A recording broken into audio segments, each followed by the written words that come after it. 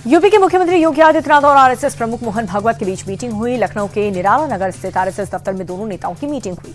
UP विधानसभा चुनाव को अभी 1 साल बचा है, लेकिन शंकराचार्य विवाद और यूजीसी के नए नियम से सवर्णों में नाराजगी का मुद्दा गरमाया हुआ है। ऐसे में दोनों नेताओं की मीटिंग में सियासी मायने निकाले जा रहे हैं। एआई समिट में भद पिटवाने के बाद गलगोटिया यूनिवर्सिटी ने माफी मांगी है और पूरे कारनामे के लिए स्टॉल पर मौजूद प्रतिनिधि को जिम्मेदार ठहरा दिया। यूनिवर्सिटी का कहना है कि रोबोट दिखाने वाली महिला को मीडिया से बात करने की कोई भी अथॉरिटी नहीं थी। उत्साह में आकर के उसने गलत जानकारी शेयर की। चीनी रोबोट को अपना बताने पर पूरा विवाद शुरू हुआ था, जिसके बाद से सरकार के आदेश पर गलगोटिया यूनिवर्सिटी को समिट से बाहर कर दिया गया। एक्टर्स और सेलिब्रिटीज के नाम पर डीप फेक वीडियो इंटरनेट पर सर्कुलेट होते रहते हैं और इन्हीं से निपटने के लिए पुलिस के पास से मॉडर्न सोल्यूशन निकाला है। एआई इंपैक्ट समिट में लगे एक स्टॉल में इसका लाइव डेमोन्स्ट्रेशन किया गया है और साथ ही वीडियो को 3 स्टेप्स में वेरीफाई किया जाता है। पहले वीडियो के फेक होने का रेड सिग्नल मिलता है और फिर कंप्लेंट रिपोर्ट जनरेट होती है। और इतना ही नहीं, वीडियो बनाने वाले आरोपी की लाइव ट्रैकिंग भी की जा सकती है।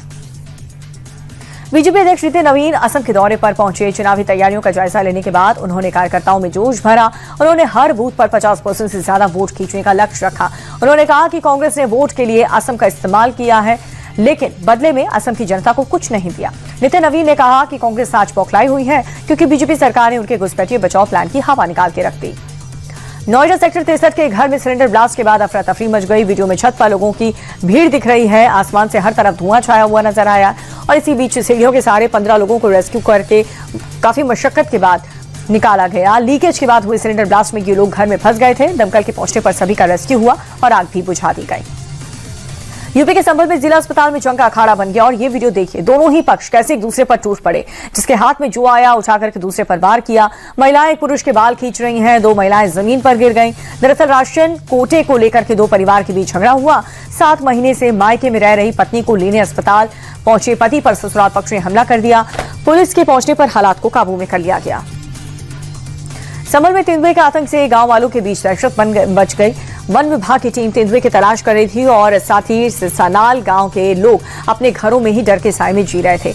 नहर पर काम कर रहे लोगों ने सबसे पहले तेंदुए को देखा, जिसके बाद वन विभाग की टीम ने घेराबंदी की।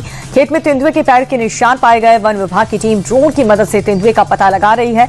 खेत के पिंजरे में बकरी को भी रखा गया, जिससे बकरी की आवाज सुन करके तेंदुआ उसकी तरफ आया और उसे पकड़ा जा सका। गाजियाबाद में इंसानियत को शर्मसार करने वाली घटना सामने आई है। शालीमार गार्डन इलाके में डिलीवरी बॉय दीपक एक ऑर्डर देने गया। कुछ सामान छूट जाने के बाद वापस टोल लौटा और बाद में कस्टमर ने ऑर्डर कैंसिल कर दिया। जिसके बाद डिलीवरी किए गए सामान को लेने दीपक वापस पहुंचा। कस्टमर ने सामान वापस लेने से मना कर दिया और डिलीवरी बॉय दीपक को सड़क पर बेरहमी से पीटता नजर आया। सोशल मीडिया पर वीडियो वायरल हो रहा है। पुलिस ने दीपक की शिकायत पर मुकदमा दर्ज कर लिया। आरोपियों की गिरफ्तारी कर ली गई है। यूपी के बिजनौर की एक वीडियो सोशल मीडिया पर तेजी से वायरल हो रहा है। वायरल वीडियो में 2 युवक आपस में मारपीट करते हुए नजर आ रहे हैं। थाना कोतवाली शहर से भटान मोहल्ले की घटना बताई जा रही है। दरअसल आपसी मुकदमे में फैसले को लेकर के 2 युवक आपस में भिड़ गए। लड़ाई इतनी बढ़ गई कि महिलाएं भी कूद पड़ी। वीडियो में एक महिला भी युवक को मारती हुई नजर आ रही है। वीडियो सामने आने के बाद पुलिस ने मामला दर्ज करके जांच शुरू कर दी है। धर्मनगरी मथुरा में 2 पक्ष झगड़ा हो गया। आपसी कहासुनी इतनी बढ़ जाती है कि पड़ोसी ही पड़ोसी का दुश्मन बन गया।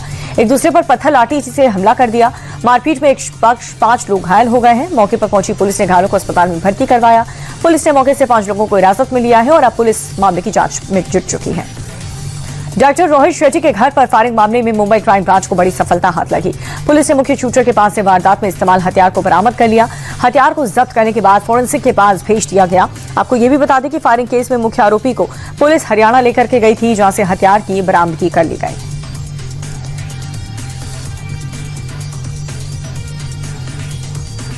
पंजाब में आम आदमी पार्टी के एक और सरपंच का कत्ल हो गया है। तरनतारन के मौजूदा सरपंच हरबिंदर सिंह एक मैरिज सेरेमनी में शामिल होने के लिए गए थे और तभी अज्ञात शूटर्स ने गोली मार करके उनकी हत्या कर दी।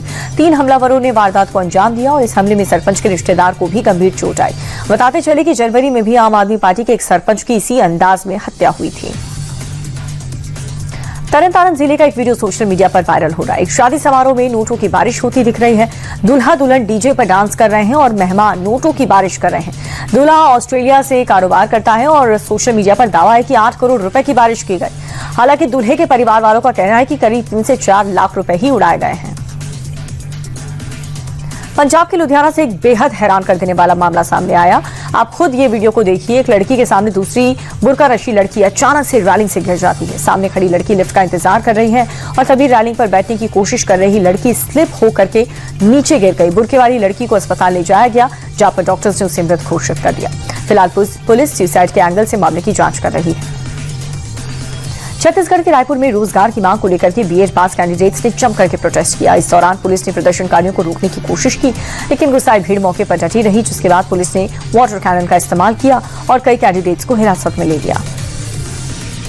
मध्य प्रदेश के गुना में तेज रफ्तार ट्रक ने जम करके कोहराम मचाया। सीसीटीवी में दिख रहा है कि कैसे मक्के से लदा ट्रक एक के बाद एक कई गाड़ियों को टक्कर मार रहा है। बेकाबू ट्रक के आतंक से इलाके में अफरा तफरी मच गई। ट्रक ने बैक टू बैक 3 मोटरसाइकिल्स को रौंद दिया। हादसे में एक शख्स की मौत हो गई, जबकि 4 घायल हो गए। फिलहाल पुलिस ने ट्रक को सीज कर लिया, लेकिन ड्राइवर अब भी फरार है। मध्य प्रदेश के धार में सीमेंट फैक्ट्री को लेकर के हालात अचानक से बेकाबू हो गए।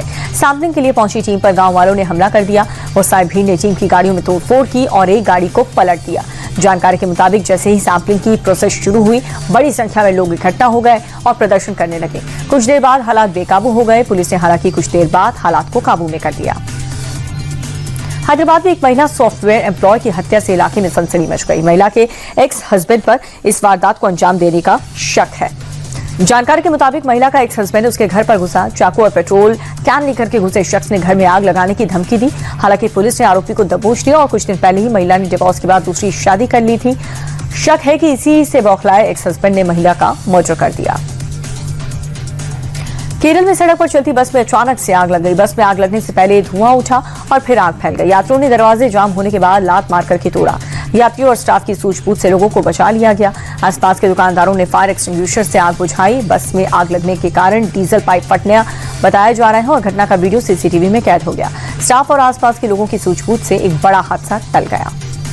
रमजान के पाक महीने की शुरुआत कल से हो रही है और आज भारत में चांद दिखने के बाद इसका ऐलान कर दिया गया। कल पहला रोजा रखा जाएगा। लखनऊ ईदगाह के इमाम मौलाना खालिद रशदी फिरंगी महली ने यह कहा कि कमेटी ने चांद देखने के बाद इसका ऐलान किया। फिरंगी महली ने लोगों से अपील की है कि रमजान के दौरान मस्जिद के अंदर ही नमाज पढ़ें। पंजाब की विरासत को प्रमोट करने के लिए मान सरकार कई कदम उठा रही है और इस बीच मुख्यमंत्री भगवंत मान ने युवाओं से अपना एक और वादा पूरा कर दिया। किला रायपुर में रिवायती खेलों का आगाज हुआ है। इसके तहत घुड़सवारी समेत कई खेलों का आयोजन किया गया। सरकार का मकसद ग्रामीण ओलंपिक के जरिए युवाओं को विरासत से जोड़े रखने का है।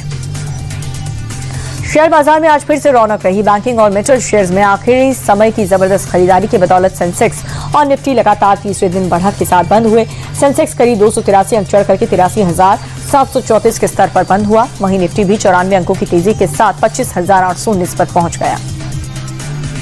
शेयर बाजार में हरियाली और विदेशी फंड्स के आने से आज भारतीय रुपए में मजबूती देखी गई। अमेरिकी डॉलर के मुकाबले रुपया 5 पैसे चढ़ करके बंद हुआ। $1 की कीमत 90 रुपए 67 पैसे हो गई। हालांकि कच्चे तेल की बढ़ती कीमत और वैश्विक बाजार में डॉलर की मजबूती की वजह से रुपए की बढ़त थोड़ी सी सीमित रही।